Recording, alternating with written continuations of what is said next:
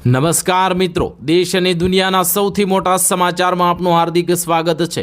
તો આજના આ સમાચાર મેળવવા માટે વિડીયોને અંત સુધી જોતા રહો અને આવા જ સમાચાર મેળવવા માટે ગુજરાત ખબર ચેનલને સબસ્ક્રાઇબ કરવાનું ના ભૂલતા। નમસ્કાર મિત્રો, સૌપ્રથમ સમાચારની વાત કરીએ તો ભારત સરકારે હાલ આધાર કાર્ડને લઈને એક મોટો નિર્ણય લીધો છે। ભારત સરકારે દેશમાં વેચાતા તમામ સ્માર્ટફોનમાં આધાર પ્રી ઇન્સ્ટોલ કરવાના પોતાના મહત્વાકાંક્ષી પ્રસ્તાવને પડતો મૂક્યો છે। આઈટી મંત્રાલયે સ્માર્ટફોન ઉત્પાદક કંપનીઓ સાથે ચર્ચા બાદ આ નિર્ણય લીધો છે। ભારતીય વિશિષ્ટ ઓળખ સત્તામંડળ એટલે કે UIDAIએ આ વર્ષની શરૂઆતમાં આઈટી મંત્રાલયને વિનંતી કરી હતી કે તેઓ એપલ, ગૂગલ અને સેમસંગ જેવી કંપનીઓ સાથે વાતચીત કરશે અને UIDAIનો ઉદ્દેશ એ હતો કે તમામ નવા સ્માર્ટફોનમાં આધાર એપ પહેલેથી જ ઇન્સ્ટોલ કરી દેવામાં આવેલી હોય। મિત્રો, આનાથી સામાન્ય લોકો માટે બેન્કિંગ અને ટેલિકોમ વેરિફિકેશન જેવી સેવાઓ સરળ બનશે અને ડિજિટલ ઓળખની જે પહોંચ દરેક ભારતીય સુધી વાપરી શકાશે અને વધારી પણ શકાશે। તો મિત્રો, તમે જલ્દી જ આ એક આધાર કાર્ડનો નિર્ણય તમે વધાવી લેજો।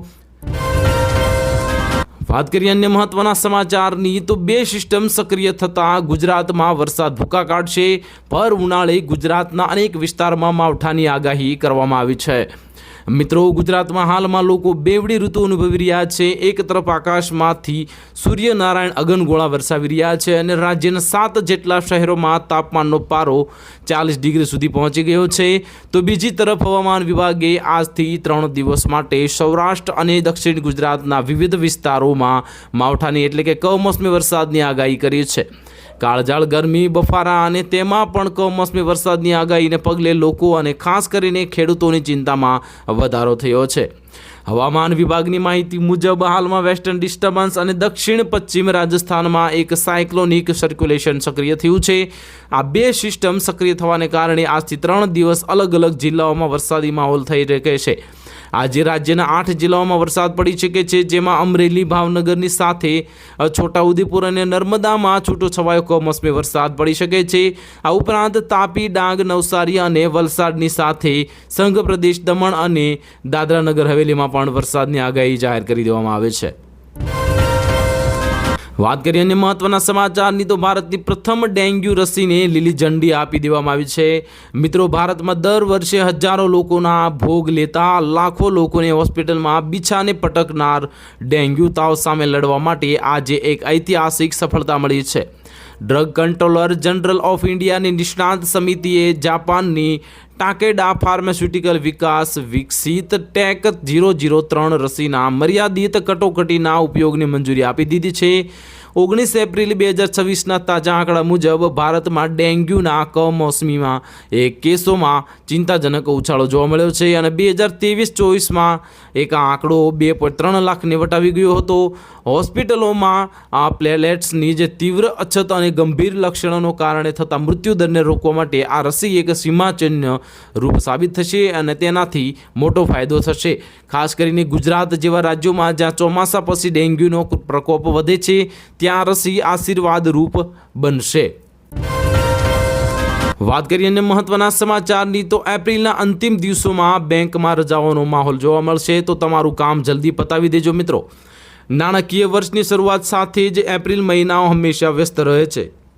એપ્રિલના પ્રથમ 19 દિવસ પસાર થઈ ચૂક્યા છે અને હવે આ મહિનાના માત્ર 11 થી કે 10 દિવસ બાકી છે, પરંતુ જે ગ્રાહકોને બેન્કિંગ શાખાની મુલાકાત લેવાની જરૂર છે તેમના માટે આ 11 દિવસો ઘણી બધી અડચણો આવી શકે છે। તેથી કરીને જો તમારા બેંકનું કામકાજ હોય તો જલ્દી પતાવી લેજો, નહીતર તમારે મોટી મુશ્કેલીનો સામનો કરવો પડી શકે છે। મિત્રો, આગામી સપ્તાહમાં 2 મોટા સાંસ્કૃતિક અને ધાર્મિક પર્વો પણ આવી રહ્યા છે। બસવ જયંતિના દિવસે પણ રજા રહેશે। આ તહેવારોને કારણે ભારતના અનેક રાજ્યોમાં સ્થાનિક રજાઓ જાહેર કરવામાં આવી છે। આ ઉપરાંત નિયમિત ચોથો શનિવાર અને રવિવારની રજાઓ પણ આ જ સમયગાળામાં આવે છે, જે બેન્કિંગ કામકાજ માટે ઉપલબ્ધ દિવસોની સંખ્યામાં ઘટાડો કરે છે।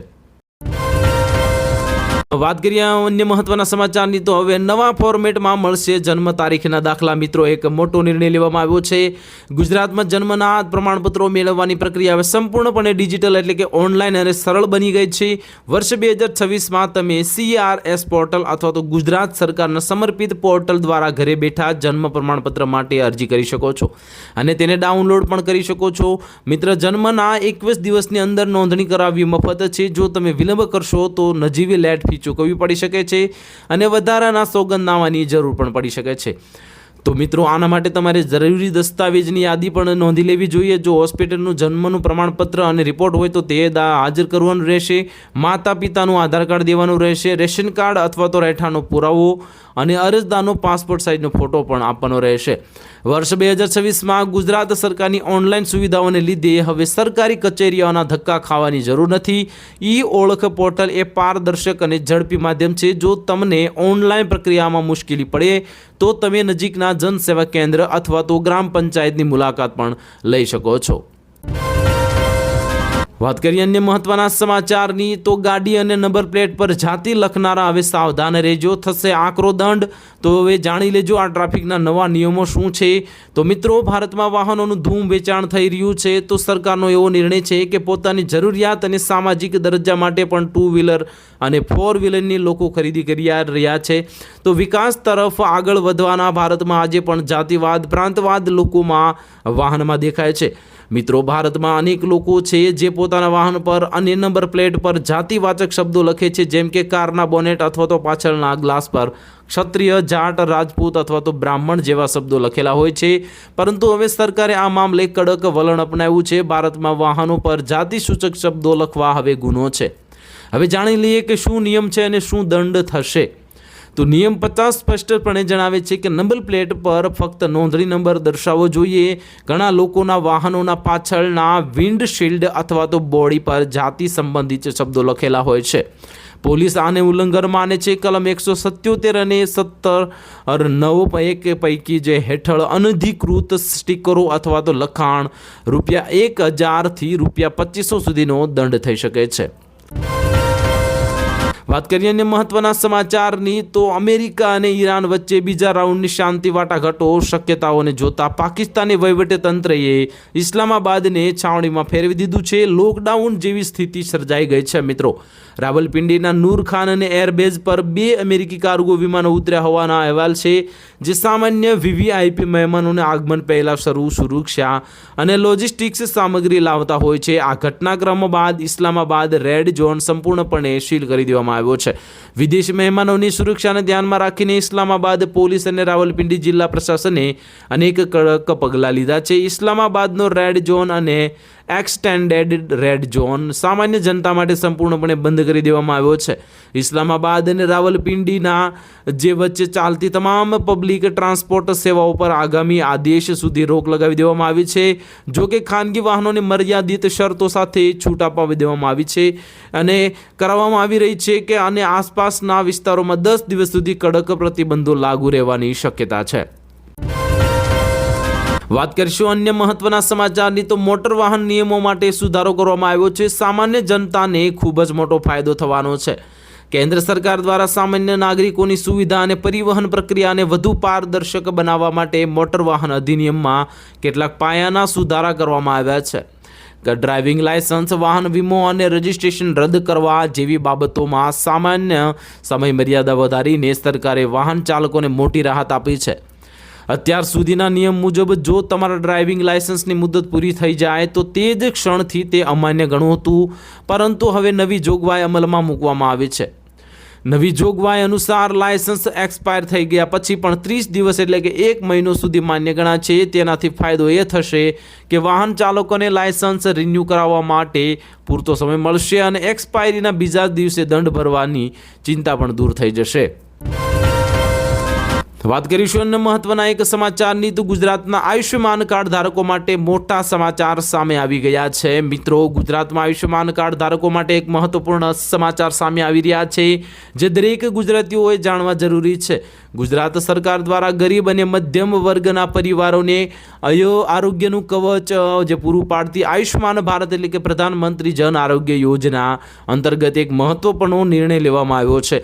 આયુષ્યમાન કાર્ડ રિન્યૂ કરાવવાની છેલ્લી તારીખ જે 31 માર્ચ 2026 હતી, તેને હવે વધારીને 30 એપ્રિલ 2026 કરી દેવામાં આવી છે.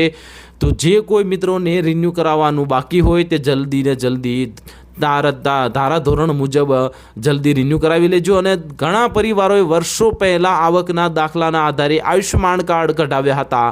સમય જતાં અનેક પરિવારોની આવક મર્યાદામાં વધારો થયો છે. નિયમ મુજબ જો આવક નિર્ધારિત મર્યાદાથી વધી જાય તો તે વ્યક્તિ આ યોજનાનો લાભ લેવા પાત્ર રહેતી નથી.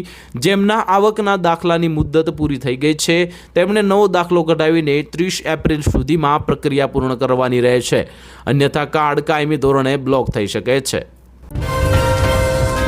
વાત કરીશું અન્ય મહત્વના સમાચારની તો હોર્મુઝ ટેન્શન વચ્ચે ભારતનો મોટો નિર્ણય લેવામાં આવ્યો છે. રશિયા પાસેથી 2030 સુધી ક્રૂડ ઓઇલ ખરીદી કરી શકશે. મિત્રો, અમેરિકા અને ઈરાન વચ્ચે વધતા સૈન્ય સંઘર્ષ અને હોર્મુઝ સ્ટ્રેટમાં સર્જાયેલી નાકાબંધીને કારણે વિશ્વભરમાં ઓઇલ અને ગેસના પુરવઠાને લઈને ચિંતા વધી છે. આ કટોકટીના સમયે ભારતે અત્યંત સમજદારીપૂર્વક મોટું પગલું ભર્યું છે. ભારત સરકારે રશિયાથી ઓઇલ લાવતા જહાજો માટે વીમો આપતી રશિયન કંપનીઓની સંખ્યા વધારવાનો નિર્ણય લીધો છે. ડાયરેક્ટોરેટ જનરલ ઓફ શિપિંગ દ્વારા અગાઉ 8 કંપનીઓને મંજૂરી અપાઈ હતી, જે હવે વધારીને 11 કરી દેવામાં આવી છે. ભારતે માત્ર વર્તમાન જ નહીં પરંતુ આગામી ઘણા વર્ષોનું આયોજન કરી લીધું છે. ગઝપ્રોમ ઇન્સ્યોરન્સ અને રોસગોસ્ત્રાક્સ જેવી મોટી રશિયન કંપનીઓને ફેબ્રુઆરી 2027 સુધીમાં, જ્યારે VSK જેવી કંપનીઓને 2030 સુધી કામ કરવાની મંજૂરી આપી દેવામાં આવી છે. આ ઉપરાંત કોઈ એક પર નિર્ભરતા ઘટાડવા માટે દુબઈ સ્થિત ઇસ્લામિક પ્રોટેક્શન ક્લબને પણ ફેબ્રુઆરી 2027 સુધી સેવાઓ આપવાની પરવાનગી આપી દેવામાં આવી છે.